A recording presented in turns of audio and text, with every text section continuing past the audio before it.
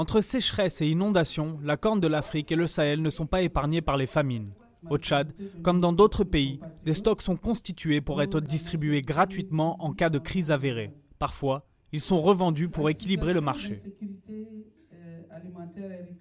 Si c'est seulement qu'il y a une pression que dans 2-3 mois, il va y avoir déficit céréalier dans la zone, en ce moment-là, on met des céréales sur le marché, on distribue, mais on le met sur le marché et on le vend à des prix subventionnés. Au prix subventionné, les sacs de céréales coûtent 2 fois moins cher. Une stratégie en place depuis une dizaine d'années sans enrayer les crises alimentaires. Aujourd'hui, la Banque africaine de développement tente de mettre en place un nouveau programme pour régler le problème à sa source.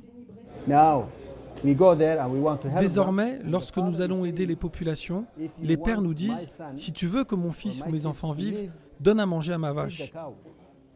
Nourris ma vache. » Ce qui veut dire « Si tu nourris mes ressources, alors je pourrai vivre. »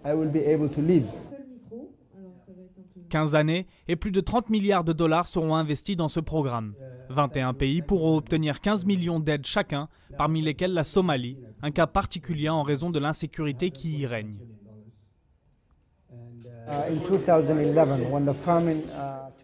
En 2012, lorsque la famine a frappé la Somalie, 250 000 Somaliens sont morts de famine. C'est à cause d'El-Shabaab qui a refusé que les populations changent de région.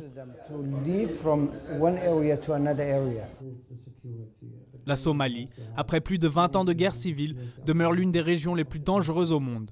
Aujourd'hui encore, 1 million de Somaliens souffrent d'insécurité alimentaire.